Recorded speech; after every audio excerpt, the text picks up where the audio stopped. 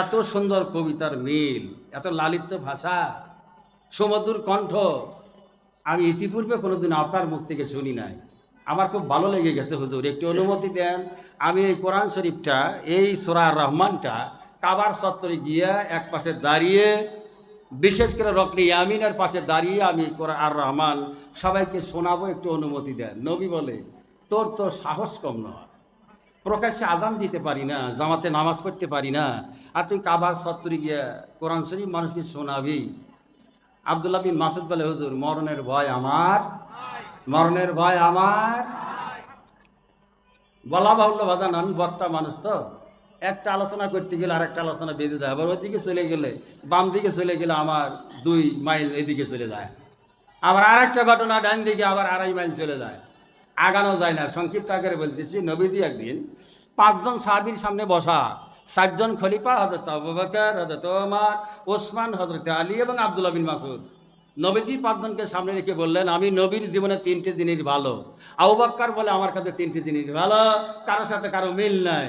হযরত ওমর ফারুক বলে, আমার কাছে 3টে জিনিস ভালো। ওসমান জিন্নুরাইন বলেন, আমার কাছে 3টে জিনিস ভালো। আলোচনায় দেখা গেল একটার সাথে কার একটার মিল নাই। পরিশেষে আব্দুল্লাহ বিন মাসুদের পালা।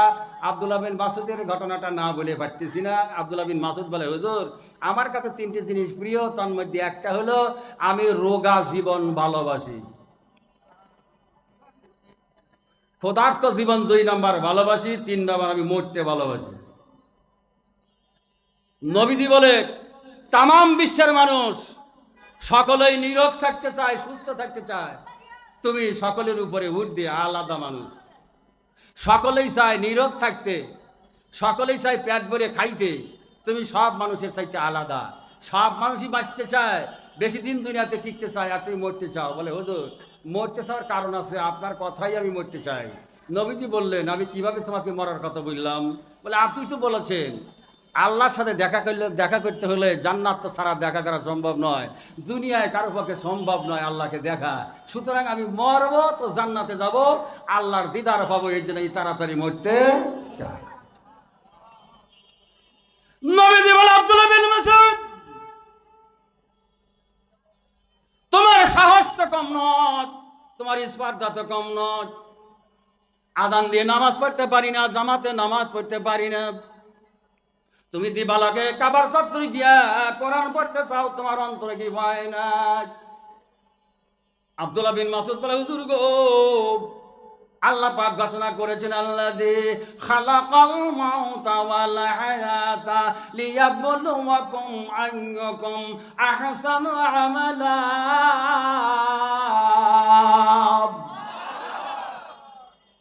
দুনিয়ার মানুষ জেনে নাও, তোমাদের দুনিয়াতে প্রেরণ করার আগে তোমাদের মরণটা আমি আল্লাহ রোজে আদলে লিপিবদ্ধ করেছি, সেট করেছি। যেই দিন জন্মগ্রহণ করেছি আগেই মরেছে। সুতরাং আমি মরতে কোনো ভয় করি না, কোনো ভয় করি না, পরোয়া করি না, কাউকে আমি ভয় করি না। নবী বলেন, যাও তবে সাবধানে থেকো। কাবার চত্বরে দাঁড়ায় আব্দুল্লাহ বিন মাসউদ আল্লাহ পাকের কোরআন তেলাওয়াত শুরু করলেন। আর রহমানু আল্লামাল কোরআন খালাকাল ইনসানা আল্লামাহুল বায়ান।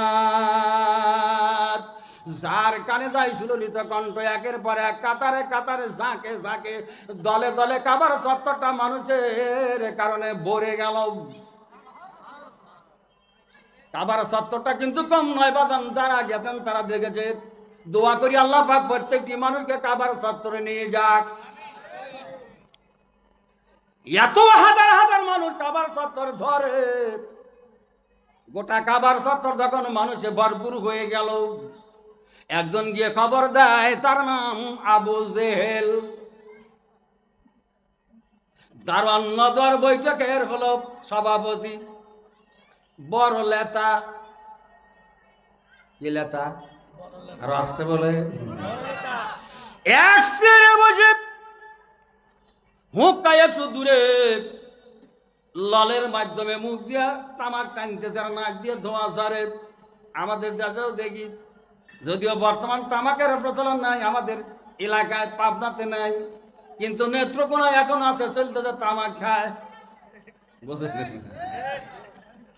আবু জেহেল চেয়ারের উপরে বসা, হুক্কাটা একটু দূরে লালের মাধ্যমে মুখ দিয়া ধোঁয়া টানে আর নাক দিয়ে দিয়ে সারে। আজও পর্যন্ত যদিও আমাদের এলাকায় হুক্কা টানার অভ্যাস নাই, প্রচলন নাই, কিন্তু বিড়িটারা বাদ দেয় নাই, এখনো চলতেছে।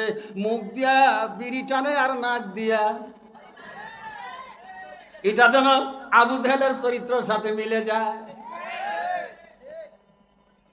কথা বারো মানে সামনের দিকে সময় পাওয়া যাবে না। আবু জেহেল হুক্কা টানতেছে, নাক দিয়ে ধোঁয়া ছাড়তেছে, তৃপ্তি গ্রহণ করতেছে। একজনকে খবর দেয়, নেতাজি সভাপতি সাহেব আপনি এখানে বসে বসে হুক্কা টানতেছে আর গোটা কাবার চত্বর মুসলমানদের দখলে চলে গেল। আজ থেকে 2 বছর আগে কোরআনের মাহফিলে বাধা দিত যে সব মানুষ ইসলামের ভিতরে চলে গেল।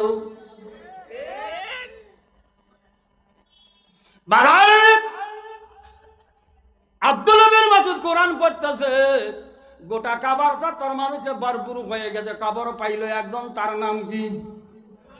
আবু জেহেল। নাম কি? লাভ দুইটা বলে কে রে? কার এত বড় স্পর্ধা, কার এত বড় সাহস? কাবার চত্বরে কি পড়ে? 1 পা 2 পা করে ঠিক কাবার দরজার পূর্ব দিকে বাবে ইসমাইল দিয়া বের হলে সঙ্গে সঙ্গে আবু কুবাইদ পাহাড় আর সৌদি সরকারের বাসার মাঝ দিয়ে একটা পথ আছে আজও পর্যন্ত। আর একটু ডান দিকে আবু জেহেলের বাড়ি, যেখানে 2000 পায়খানা। 2000 বলার বিষয় আমার নয়, আসলে কথা বলি। ঠিকভাবে ইসমাইল দিয়ে আবু জেহেল কাবার দিকে যখন রওনা দিয়েছে, সর্বপ্রথম তার চোখে পড়লো উনি সম্প্রদায়। আর বলে, ওই যে নেতা কিন্তু আসতেছে, বিপদ কিন্তু গোনায় আসতেছে, দৌড়াও। যে দেখে সেই দৌড়ায়, একের পর আগে সব দৌড়ায়, গোটা ময়দান একবারে পরিষ্কার। তখন আব্দুল্লাহ বিন মাসউদের তেলাওয়াত বন্ধ হয় নাই, তেলাওয়াত অনর্গল চলতেছে। পাশে গিয়া বলে, তুই কে রে? কাবার চত্বরে কি পড়তেছিস? কাবার মর্যাদা হানি করতেছিস? কাবার চত্বরে কোরআন পড়লে কাবার হানি হয়। আর রাত্রিবেলায় কোরআন শরীফ নবীজি পড়ে।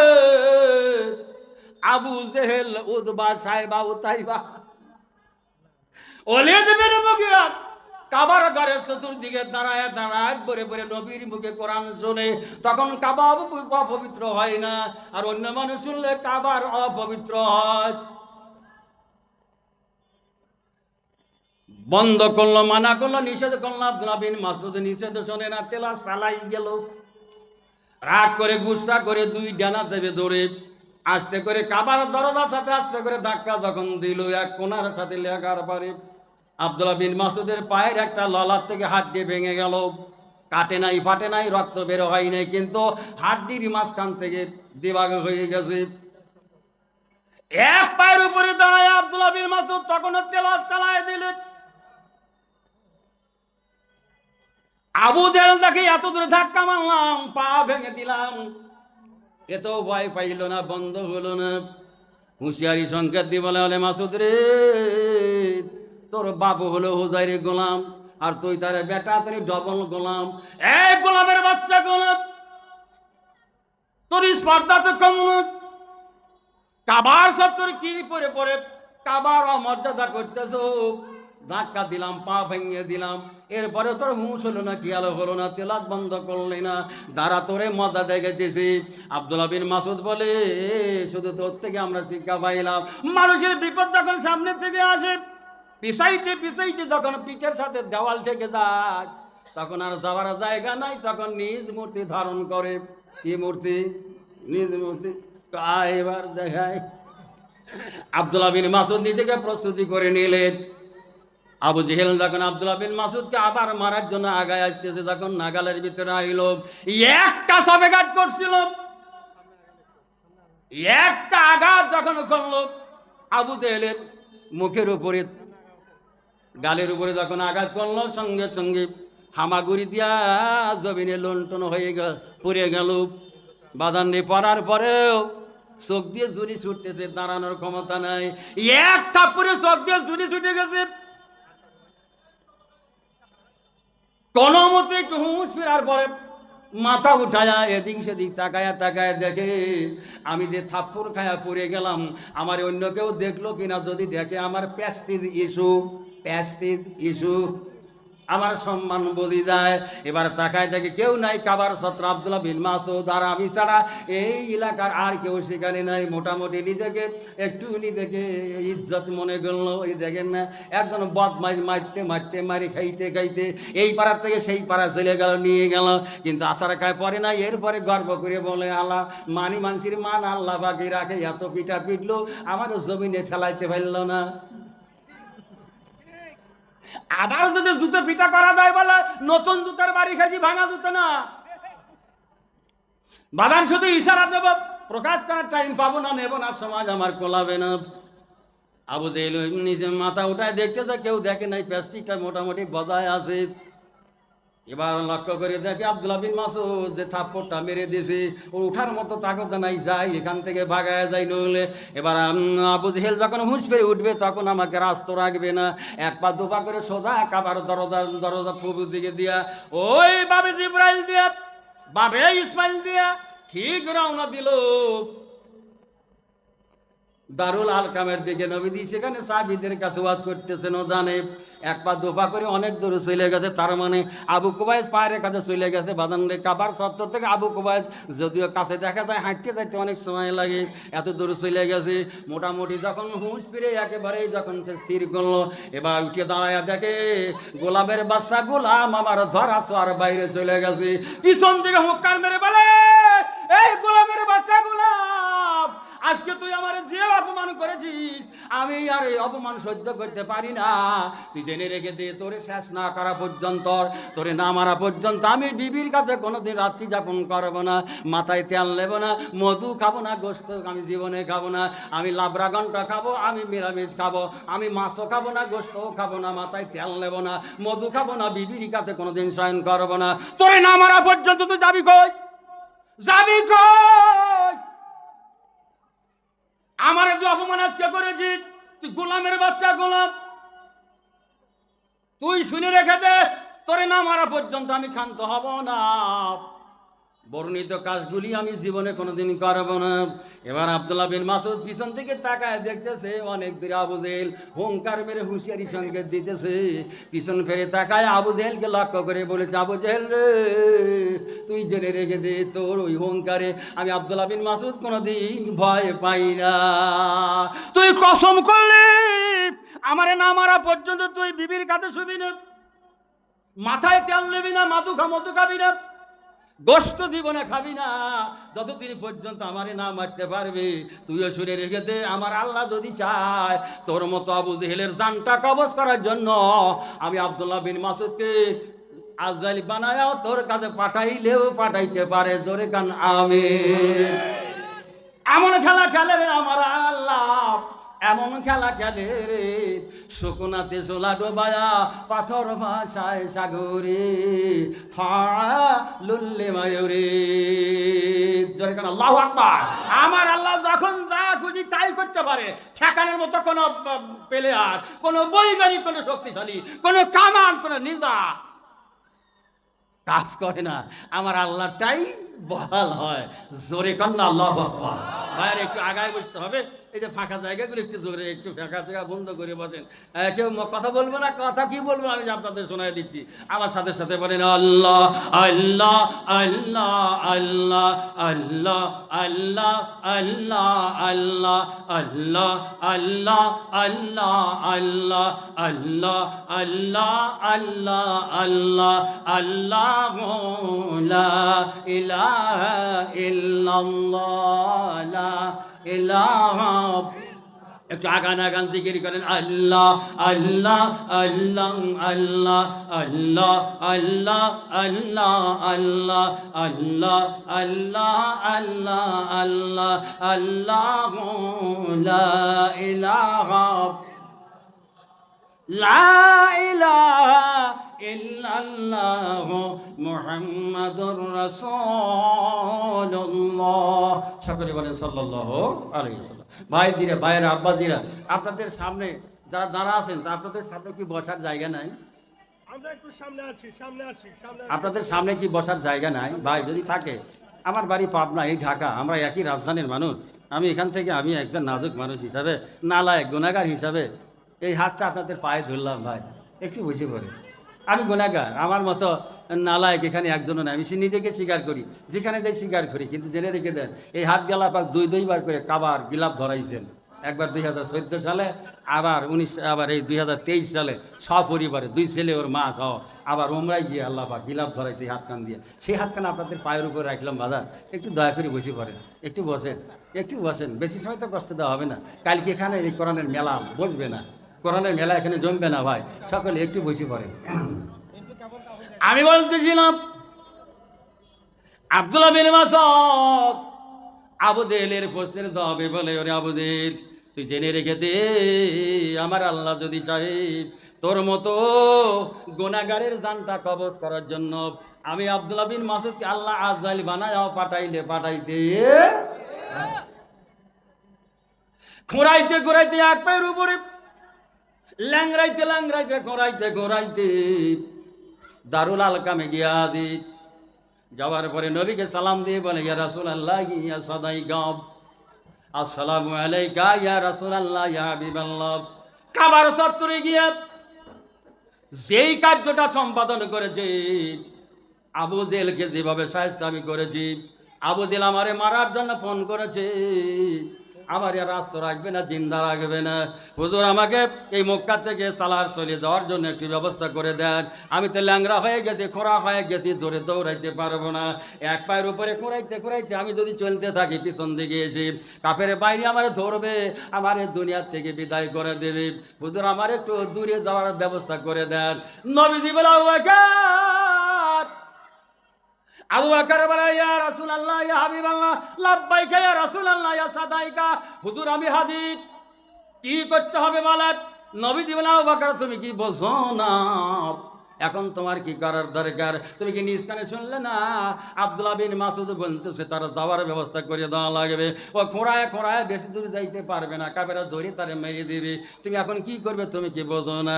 আবু বকর বলে, হুজুর একটু অনুমতি দেন, আমি বাড়িতে যাব আর আপনার দরবারে আসবো। বলে, কি নিয়ে আসবে? বলে, হুজুর আমি বুঝতে বাকি নাই, ও যাওয়ার জন্য একটা সওয়ার দরকার, একটা ঘোড়ার দরকার। আপনার দরবারে যখন রওনা দিলাম, আমি বাড়িতে আসার সময় রেখে গেছি একটা ঘোড়া, তর তাজা তেজি ঘোড়া, জিন কোষ লাগায়া স্ট্যান্ডিং পজিশনে দাঁড় করা রেখেছি।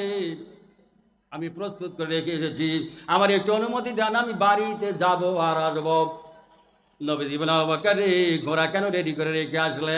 বলে, হুজুর আপনার দরবারে যখন আসি, আমার ব্রেনের ভিতরে কে যেন বললো, আবু বকর নবীর দরবারে যাচ্ছ, যাবার পূর্বে একটা ঘোড়া রেডি করে রেখে যাও, কাজে লাগলেও লাগতে পারে।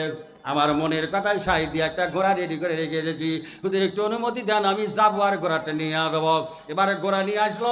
এবার দুইজন মিলে ধরে আব্দুল্লাহ বিন মাসউদকে ঘোড়ার উপরে সওয়ার করে বিদায় দিয়ে দিল। কোথায়? আবিসিনিয়ায়। আব্দুল্লাহ বিন মাসউদ বলে, হুজুর এই মক্কাবাসীর অত্যাচারে অনেক মুসলমান আমার মুসলমান ভাইয়েরা দিন রক্ষার্থে, ইজ্জত রক্ষার্থে, জীবন রক্ষার্থে, দিনের দায়িত্বে রক্ষা করার কারণে আবিসিনিয়ায় গিয়ে তারা হিজরত করে সেখানে আশ্রয় আছে। আমি তাদের সাথে মিলিত হবে, এই ঘোড়ার উপরে সওয়ার হয়ে আমি লোহিত সাগরের ধারে গিয়ে পৌঁছবো। কোনো একটা যানবাহনে পারাপারের ব্যবস্থা নিয়ে আমি উপরে চলে যাবো, সেখানে থাকবো। আল্লাহ সুযোগ দিলে, সুবিধা দিলে আবার আমি মক্কাতে ফিরে আসবো ইনশাআল্লাহ। পাক আব্দুল্লাহ বিন মাসউদের মনের বাসনা পূর্ণ করলেন। দুইজন মিলে ধরে ঘোড়ার উপরে ল্যাংড়া লোকটাকে উঠাইয়া দিলেন। ঘোড়া টক বাগা শুরু করল। যাইতে লোহিত সাগরের ধারে পৌঁছে গেল, একটা জানের মাধ্যমে ওপারে পেরিয়ে গেল। এবার আবিসিনিয়ায় মুসলমানদের সাথে মিলিত হয়ে গেল। নবীত্ব বছরে হিজরত করে যখন গেলেন মক্কা থেকে মদিনায়, যাওয়ার পর বাজান কত ঘটনা ঘটলো, নবীর ঘটনার তো শেষ নাই। নবী আমার হিজরত করে যখন মদিনায় যায়, একজনের সঙ্গী ছিল পাগল পাড়া সঙ্গী, নবীর প্রেমিক সাহাবী সঙ্গী, নাম আবু বকর। চলতে নবী পেরেছেন, খোদার দলায় বারে কাতক, মরুভূমির ভিতরে বাড়ি ঘর নাই, মাইলের পর মাইল কোনো বাড়ি ঘর নাই। এরপরে নবী বলে, আবু বকর আমি নবী তো আর পথ চলতে পারি না, খোদার জ্বালায় আমার বিশ্রামের দরকার, আমার পেটে কিছু খাবার দরকার। দেখো আশপাশে কোনো বাড়ি দেখা যায় কিনা। আবু বকর তাকায় দেখে, এদিক সেদিক তাকায় দেখে, মাইলের পর কোনো বাড়ি নেই।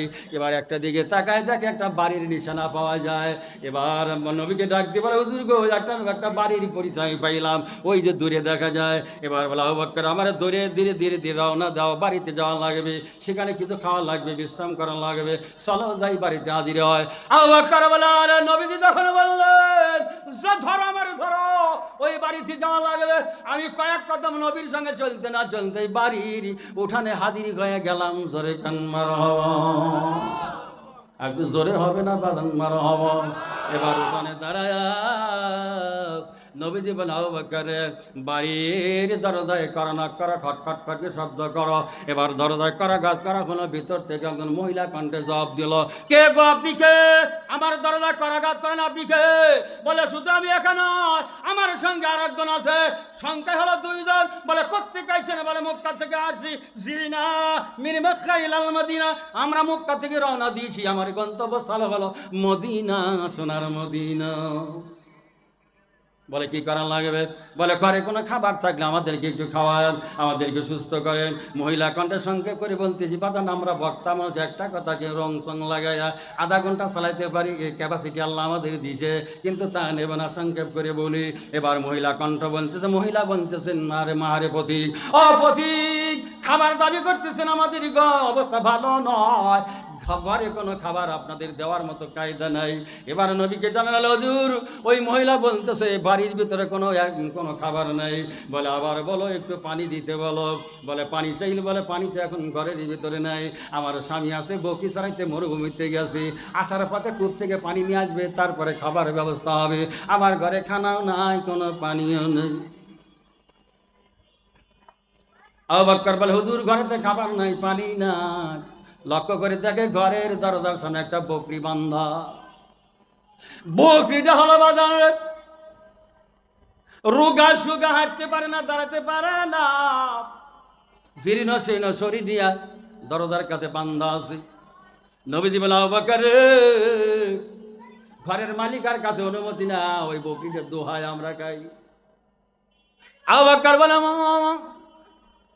ঘরে খাবার নাই, অসুবিধা নাই, পানি নাই, অসুবিধা নাই, এই যে বকরিটা বান্ধা, একটু অনুমতি দাও গো, বকরি দোহান করে যেই দুধ হয় আমরা খাই। ঘরের মহিলা বলে, আপনাদের কি বলে জবাব দেব, কিছুই বোঝেন না, জীর্ণ শীর্ণ বকরি, দাঁড়াতে পারে না, রোগা, এই জন্য আমার স্বামী বকরি দলে নিতে পারে না, বেঁধে রেখে গেছে। আবু বকর বলে, মহিলা বললো, বকরিটা রোগা, দুধ কোত্থেকে আনবে? নবীজি আবার বলে, আবু বকর একটু অনুমতি নাও, আমি নবী দুধ দোহায়া খাই। মহিলাকে আবার জানানো হলো, রাগ করছে বাদান, আমাদের দেশের মহিলার মতো মহিলা লাঠি নিয়ে তারা আসতো, তারাইল না।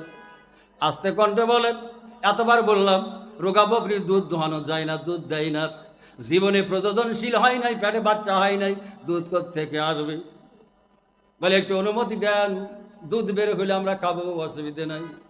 এবার একটু রাগ করে বলে, ঠিক আছে যান, ছাড়েনি না, দোহায় খান গা।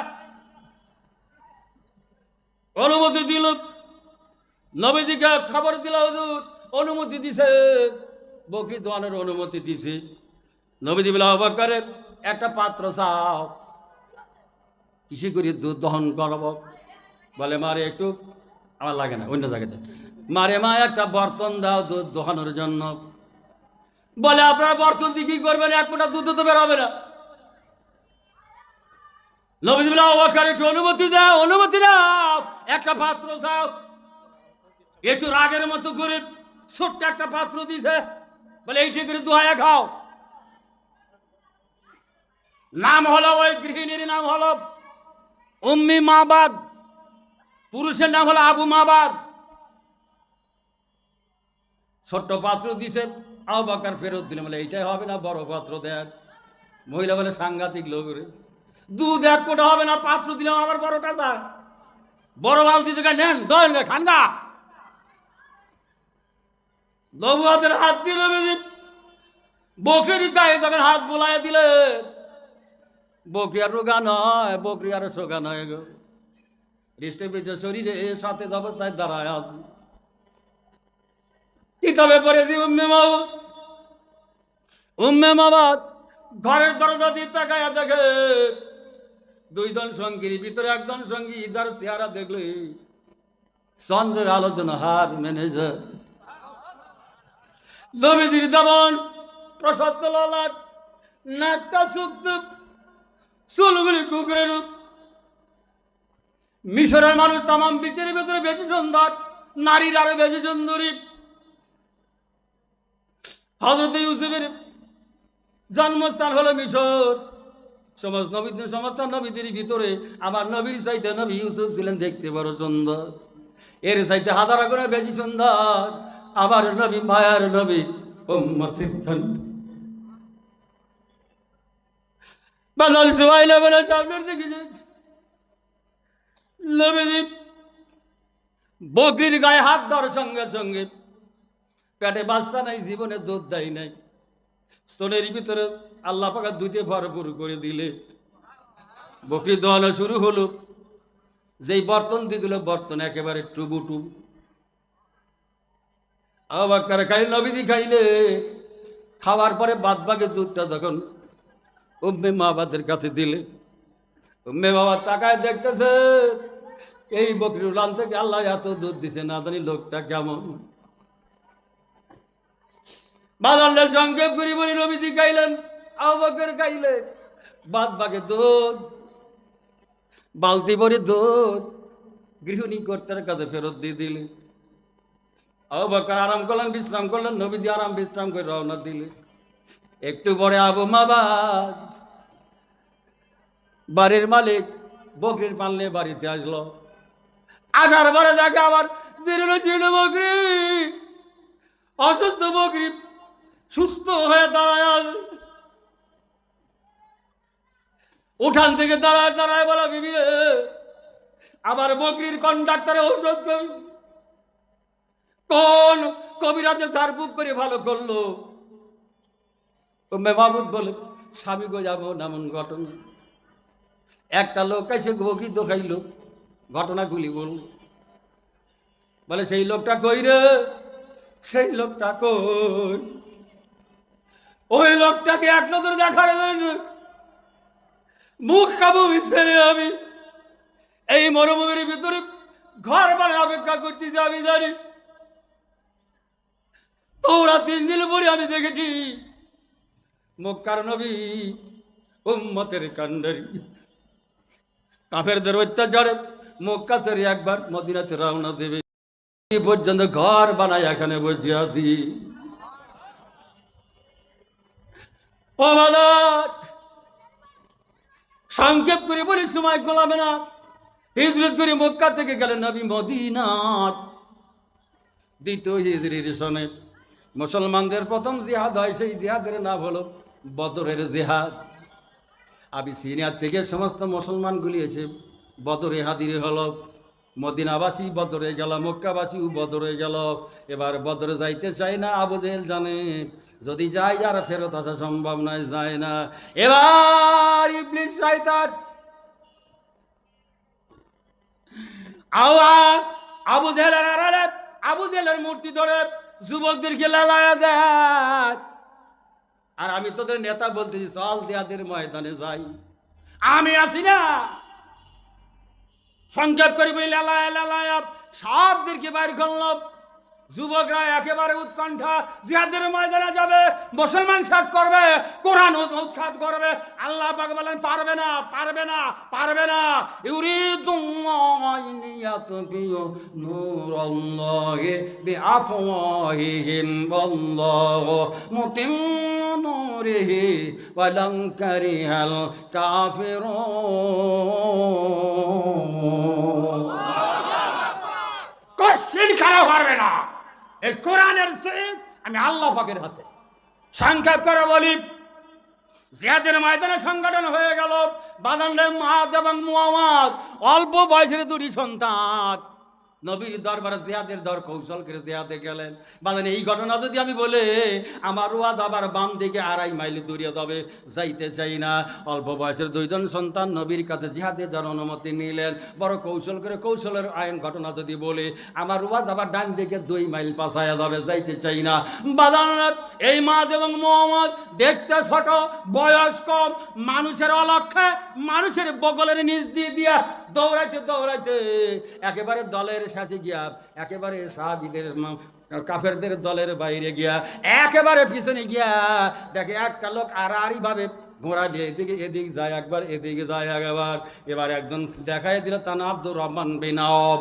বলে ওই যে লোকটা ঘোড়ার উপরে উঠে আড়াআড়ি ভাবে একবার এই দিকে যায় সেই দিকে যায়, কাফেরদের লেলায় দেয়, ওই লোকটার নাম হলো আবু জেহেল। মা এবং মোহাম্মদ মায়ের কাছ থেকে অনুমতি নিয়েছে, আম্মা দোয়া করে দেন, হয়তো মরবো, নইলে আবু জেহেলকে না মারা পর্যন্ত বাড়িতে আসবো না, আসবো না, আসবো না। ধরে বলেন মা বাবা, আসবো না ফিরে যত সময় আবু জেহেলকে না মারি। মা অনুমতি দিলেন, দোয়া করে দিলে। আবু জেহেলকে নিশ্চিত পরিচয় নেওয়ার জন্য এবার ঘোড়ার সামনে গিয়া 2 ভাই থমকে দাঁড়ায় গেছে। অস্ত্র পরিচয় না দিলে আপনারা বুঝতে পারবেন না ভাই।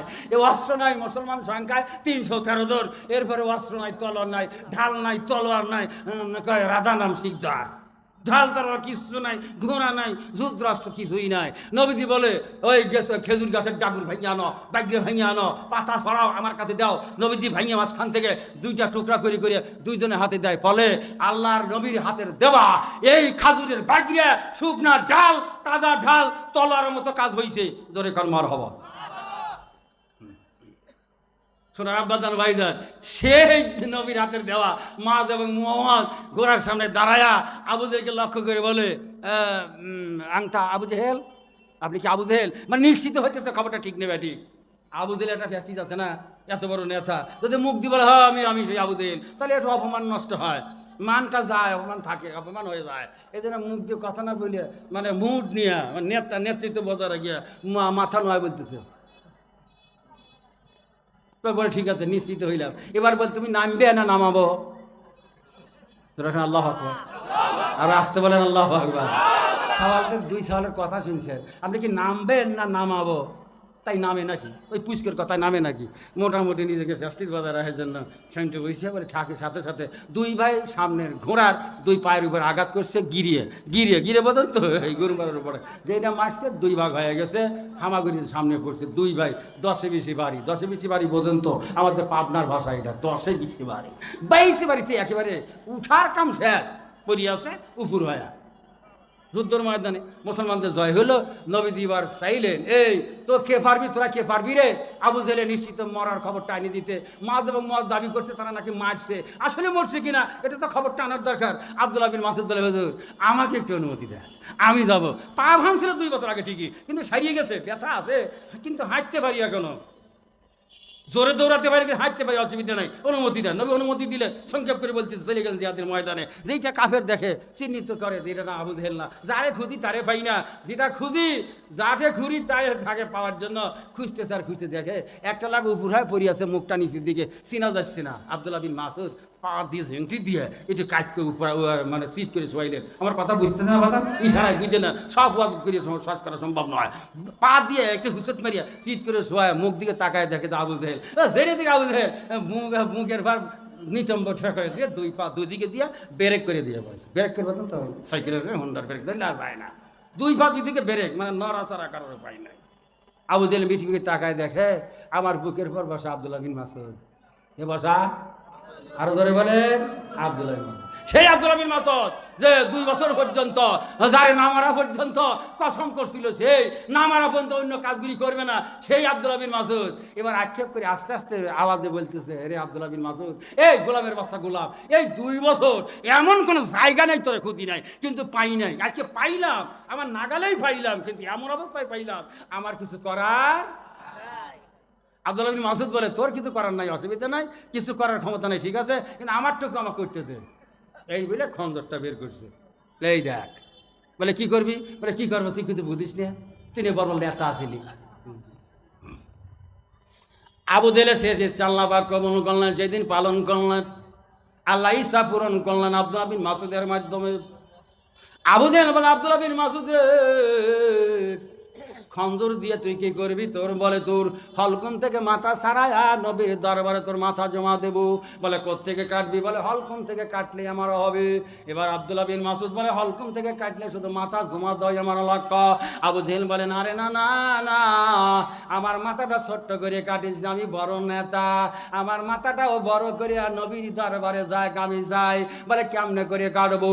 বলে এই যে গলার উপরে, গলার নিচে এই যে বুকের উপরে যে হাড্ডিটা, হাড্ডি ঘেঁষায়া মানে কাজ দিয়া একটু বড় করে নামায়া স্যাও দিয়া কাট। স্যাও দেওয়া বোঝেন তো, পাবনার বাসায় একটু স্যাও দিয়া কাট। ওদিকে ঘরের লালার পিছন দিকে বড় করে কাট। বলে তাতে লাভ কি হবে? বলে লাভ তোর হবে না, কিন্তু আমার হবে। আমি যত বড় নেতা, মাথাটাও বড় হিসাবে নবীর দরবারে যাক, এটা আমি যাই। আব্দুল্লাহ বিন মাসউদ বলে ওরে কাফেরের বাচ্চা, কাফের আমি বলছিলাম তোরে প্রতিজ্ঞা করিস না। আল্লাহ চাই তো তোর জান কবজ করার জন্য, আমাকে আল্লাহ পাক আজরাইল বানায়াও পাঠাইলেও পাঠাইতে পারে। এই দেখ তোর মাথা ছাড়াইতেছে। এই বলে ওর ইচ্ছা সাধন করার জন্য, ইচ্ছা পূরণ করার জন্য মাথাটা বড় সেও দিয়ে যখন আলাদা করে ফেললো, মাদানরে শব্দ মাত্র কাটা, চুলে চুলে রক্ত জড়ায় গেল, পিছলে হয়ে গেল, মুখ ভরা দাড়ি পিছলে হয়ে গেল, চুল ধরে কয়েক কদম যায় পিছলে খায়া পড়ে যায়, আবার দাড়িতে রওনা যায় পিছলে খায়া পড়ে যায়। বলে যেমনি যাওয়া যাবে না, নবীর তার মাথা নেওয়া যাবে না, এত বড় মাথা, তারপরে সেও দিয়ে কাটা, ওজন খুব নেওয়া যায় না, পিছলে খায়া পড়ে যায়। চিন্তা করে এভাবে নেওয়া যাবে না, যাবে না। খন্দর দিয়ে বাজান রে আবু জেহেলের কানটা মাঝখান দিয়ে চিরি দিল, মাঝখান দিয়ে খন্দর ঢোকায় দিল, একটু এ পাশে পাশ ঠেলা মারলো, মাঝখানে একটু ফাঁসা হলো, ব্যাগের হ্যান্ডেল হলো। আমার কথা বোঝেন কি বোঝেন না বাজান? ধরার কায়দা হলো, রওনা দিল, কয়েক কদম গেল, একটা ন্যাচারাল ভয়েস পেল, ন্যাচারাল ভয়েস, ইয়া ইবনে মাসউদ আল হুসনি বিল হুসনি। কয়েক কদম যাওয়ার পরে ন্যাচারাল ভয়েস, অসম্বিত শব্দ যখন পাইল, সুপার ন্যাশনাল ভয়েস, এমন কণ্ঠ পাইলে ইবনে মাসউদ রে, কানের বদলে কান, কানের বদলে কান, পিস্তিল খা পড়ে গেল মাথা, ভয়ের ঠেলা হাত কম্পন দিলে পড়ে গেল, আবার ধরলো, আবার পড়লো, আবার গাই আওয়াজ পাইল, ইবনে মাসউদ হুসনি বিল হুসনি, আবার পড়ে গেল, তিনবার পর্যন্ত বললো, চারবারের বার আর কাতের নাই। বলে আর ভয়ের কোনো কারণ নাই, তিনবার ভয় পাইছে আর ভয়ের কারণ নাই। এবার কান চেপে ধরে, ব্যাগের হ্যান্ডেল চেপে ধরে নবীর দরবার হাজির দিলেন। বলে হযরত ইয়া রাসূলুল্লাহ হাবিবাল্লাহ হাযা আবু জাহেল। নবীজি বলে নাম হাযা আবু জাহেল, বাহার যথারীতি সঠিকভাবে এনেছ। বলে হুজুর এনেছি ঠিক, কিন্তু আমি তিনবার করে ভয় পাইলাম। বলে কি শুনে তুমি ভয় পাইলে? বলে আমি যখন কান ধরে আসতেছিলাম, আমার একটা আজগুবি খবর পাইলাম, ইয়া ইবনে মাসউদ হুসনি বিল হুসনি, আমি ভয় পেয়ে গেলাম, আমার হাত থেকে মাথা পড়ে গেল, তিনবার ঘটনা ঘটলো, চতুর্থবার আমি ভয় পাই না, আপনার দরবারে আনলাম। নবী বলে আব্দুল্লাহ বিন মাসউদ রে, তোমার কি মনে নাই? তোমার কি মনে নাই? তোমার কি খেয়াল নাই? আমি কাবার সাথে নামাজ পড়তেছিলাম, আমার আবু জেহেল তীর মারার জন্য, আমারে মারার জন্য তীর ফাঁক থেকে নিক্ষেপ করেছিল, আমি নামাজে ছিলাম দেখি নাই, তুমি দেখার পরে আমাকে সেভ করার জন্য আমাকে আড়াল করে দাঁড়াইছিলে। ওই যে আবু জেহেলের ছোড়া তীর আমার গায়ে লাগলো না, লক্ষ্যভ্রষ্ট হয়ে গেল। তোমার গায়ে লাগলো না, একটু লক্ষ্যভ্রষ্ট হয়ে তোমার কান ছিদ্র হয়ে বেরিয়ে গেল, কানের ছিদ্র হয়ে গেল, তুমি কাঁদতেছিলে, আমি নামাজ শেষ করলাম, তোমার সান্ত্বনা দিলাম, উসবুর উসবুর ইয়া আব্দুল্লাহ ইবনে বিন মাসউদ ইন্নাল্লাহা মা'আস সাবিরিন। আরে আমার আল্লাহ, আবু জেহেলের ছোরা তীরের মাধ্যমে তোমার কান ছিদ্র হয়েছিল বলে আমার আল্লাহ তোমার হাত দিয়ে খঞ্জর দিয়ে আবু জেহেলের কান ফাড়ায়া, কান দিবা করে ছিদ্র বানায়া আল্লাহ পাক দুনিয়ায় তার বদলা নিয়ে ছেড়েছেন। ধরে কান মার হওয়া। ও বাদান বন্ধুরা আমার, আপনি কোরআন পড়েন নাই, কপাল মন্দ পড়তে পারেন নাই, এখনো হোপলেস হবেন না, এখনো হোপলেস হবেন না, আশা দিতে হবেন না। একটা ছেলে মাদ্রাসাতে দেবেন, ও বাদান ছেলে নাই দিতে পারতেছেন না, একটা নাতিদেরকে মাদ্রাসায় দেবেন, তাও পারতেছে না বাদান। মাদ্রাসা টিকে রাখবেন, মাদ্রাসা টিকে রাখা যায় কয়েকটি কারণে। একটা হলো দনজন যৌবন বিদ্যার গরম, কবিরা ডাক দিয়ে বলেন দনজন যৌবন বিদ্যার গরম, কমে না সদায় বারে, সব গরমই হয় রে নরম, যেই দিন আজরাইল ধর বেজোরে ইন্না বাদশা রাব্বিকাল আসাদিন। ও বাদান মাদ্রাসা টিকে রাখার জন্য 4টে জিনিস লাগে। 1 নম্বর হলো মন, 2 নম্বর হলো ধন। 1 নম্বর মন, 2 নম্বর ধন, 3 নম্বর ধন। এই তিনটির আশু প্রয়োজন একটা প্রতিষ্ঠান টিকে রাখার জন্য। অবাদান সামনে যাইতে পারতেছি না, সময় নাই। আমাকে লিফলেট দেওয়া হয়েছে মাদ্রাসার কালেকশনের জন্য, কালেকশন করেন।